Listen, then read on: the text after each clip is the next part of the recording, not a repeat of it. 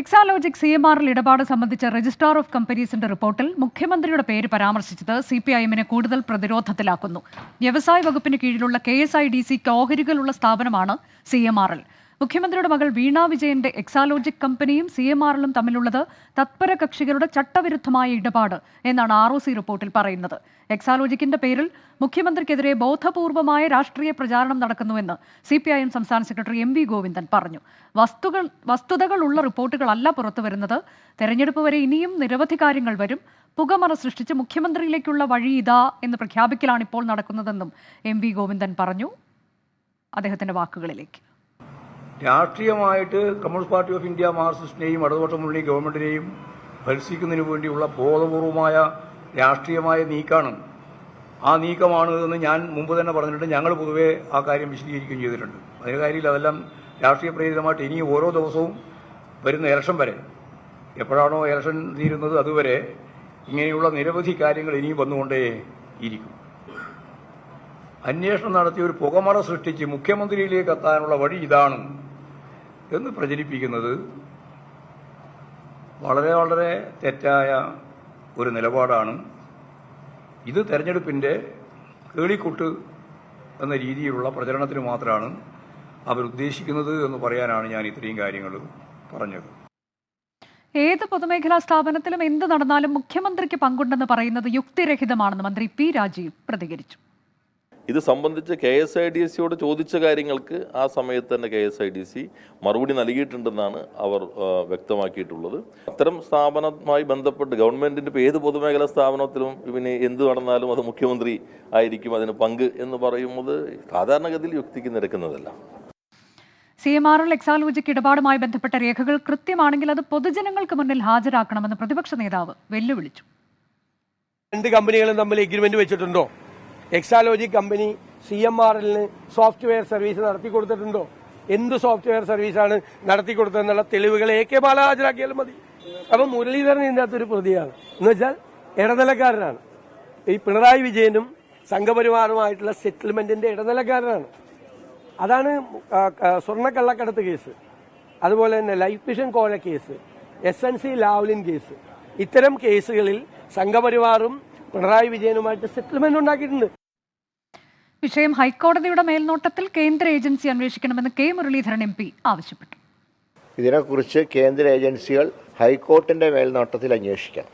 കേന്ദ്ര ഏജൻസികൾ മാത്രം അന്വേഷിച്ചാൽ സത്യം പുറത്തു വരില്ല. ദുരന്തം എന്ന് പറയുന്നത് ഞാൻ സൂചിപ്പിച്ച അന്തർധാര ഏതാണ്ട് വ്യക്തമായി കഴിഞ്ഞു. കൊച്ചിയിലെ പ്രസംഗത്തിൽ കേന്ദ്രത്തിനെക്കുറിച്ച് ഒരു പരാതിയില്ല.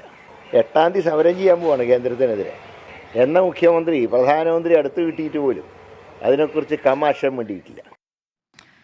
ഇന്ന് സംഭവിച്ച ഈ വാർത്തയുടെ വിശദാംശങ്ങളുമായി സലിം മാലിക് തത്സമയം ചേരുന്നു. സലിം, ഇന്നലെയാണ് കൂടുതൽ വിവരങ്ങൾ ROC റിപ്പോർട്ടിലെ ഉള്ളത് പുറത്തു വന്നത്. അതിൽ മുഖ്യമന്ത്രിയുടെ പേര് കൂടിയുണ്ട് എന്നുള്ളതാണ് ഈ വിവാദത്തെ കൂടുതൽ കൊഴുപ്പിച്ചത്. മുഖ്യമന്ത്രിക്ക് പരോക്ഷ നിയന്ത്രണമുണ്ട്, അത് KSIDCക്ക് ഓഹരിയുള്ളതിന്റെ പേരിലാണ് CMRL പരോക്ഷ നിയന്ത്രണം എന്നൊരു പരാമർശം അതിൽ വന്നിട്ടുള്ളത്.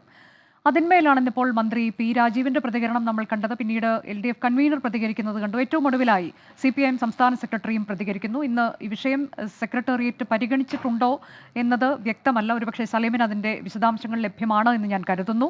ഇതിലെന്താണ് പാർട്ടിയുടെ നിലപാട് സലീം?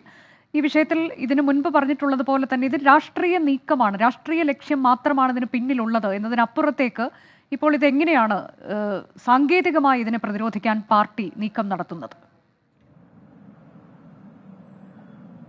അനുജ, രജിസ്ട്രാർ ഓഫ് കമ്പനീസിന്റെ റിപ്പോർട്ടിന്റെ അടിസ്ഥാനത്തിൽ അത് മറുപടി പറയാൻ വല്ലാതെ CPIM ബുദ്ധിമുട്ടുന്നു എന്നുള്ള കാര്യത്തിൽ ഒരു തർക്കവുമില്ല. കാരണം അത് ഒരേ സമയം ഇതിലെ ഏറ്റവും പ്രധാനപ്പെട്ട കാര്യം CMRL-ന് KSIDCയുമായി ബന്ധപ്പെട്ടിട്ടുള്ള ആ ഓഹരി ഇടപാടുമായി ബന്ധപ്പെട്ടുള്ള ഒരു പ്രശ്നം. അതേസമയം തന്നെ ഈ ROC റിപ്പോർട്ടിൽ മുഖ്യമന്ത്രിയുടെ മകളുടേതിന് പുറമെ മുഖ്യമന്ത്രിയുടെ പേര് കൂടി ഉണ്ട് എന്നുള്ളതൊരു വ്യക്തമായതോടുകൂടി അത് വലിയ നിലയിൽ പ്രതിരോധിക്കാൻ പാടുപെടുന്നു. മാത്രമല്ല പ്രതിപക്ഷം അതിനെ വലിയ നിലയിൽ ഒരു രാഷ്ട്രീയ ആയുധമാക്കുകയും ചെയ്യുന്നു.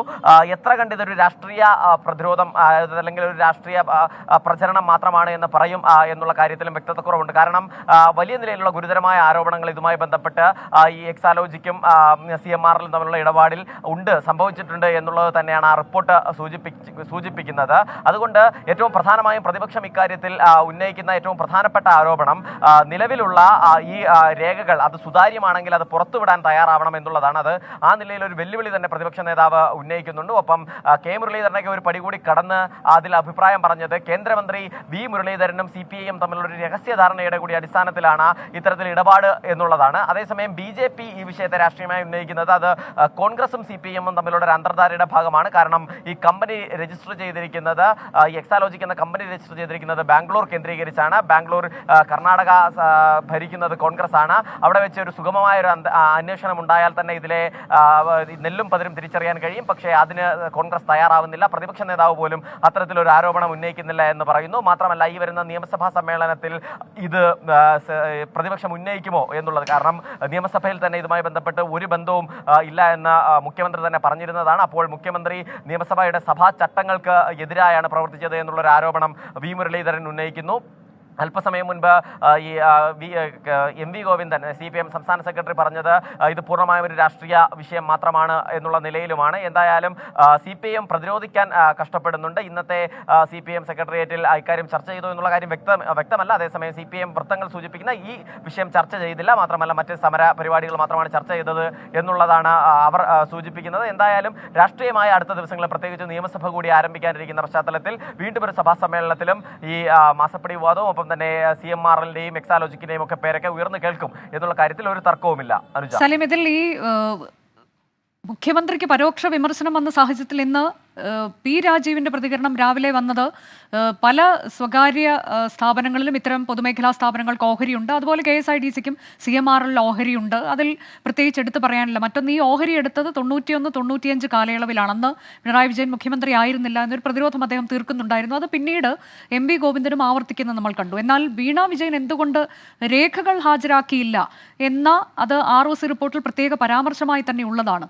അതിന് കൃത്യമായി മറുപടി നൽകാൻ ഇന്ന് MV ഗോവിന്ദന് സാധിച്ചിട്ടില്ല എന്നാണ് ഞാൻ മനസ്സിലാക്കുന്നത്.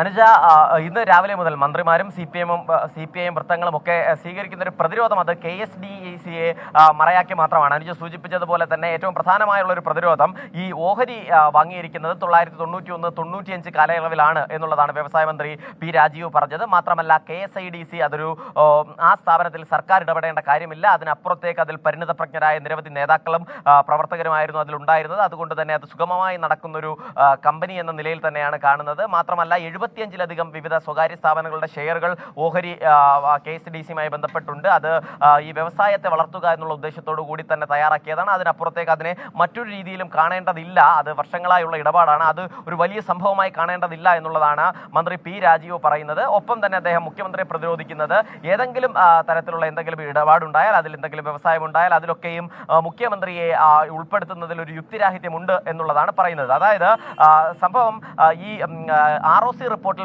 പരാമർശിച്ചിരിക്കുന്ന ഈ CMRLും ഒപ്പം തന്നെ എക്സാലോജിക്കും തമ്മിലുള്ള ഇടപാട്, ആ ഇടപാടുമായി ബന്ധപ്പെട്ടുണ്ടായ ചില പ്രശ്നങ്ങൾ, അവ്യക്തത ആ റിപ്പോർട്ടിൽ പൂർണ്ണമല്ല എന്നുള്ള അത്തരം ചോദ്യങ്ങളെല്ലാം ഒഴിവാക്കിക്കൊണ്ട് KSDCയെ മുന്നിൽ നിർത്തിയുള്ള ഒരു പ്രതിരോധമാണ് ഇപ്പോൾ മന്ത്രിമാർ സൃഷ്ടിക്കുന്നത്. ശരി, KSIDCയെ മുന്നിൽ നിർത്തിയുള്ള ഒരു പ്രതിരോധം. എന്നാൽ വീണ വിജയൻ എന്തുകൊണ്ട് രേഖകൾ ഹാജരാക്കിയില്ല എന്നതിന് കൃത്യമായ മറുപടി MV ഗോവിന്ദൻ നൽകിയിട്ടില്ല. അത് പിന്നീട് വ്യക്തമാക്കും എന്നാണ് അദ്ദേഹം പറഞ്ഞത്.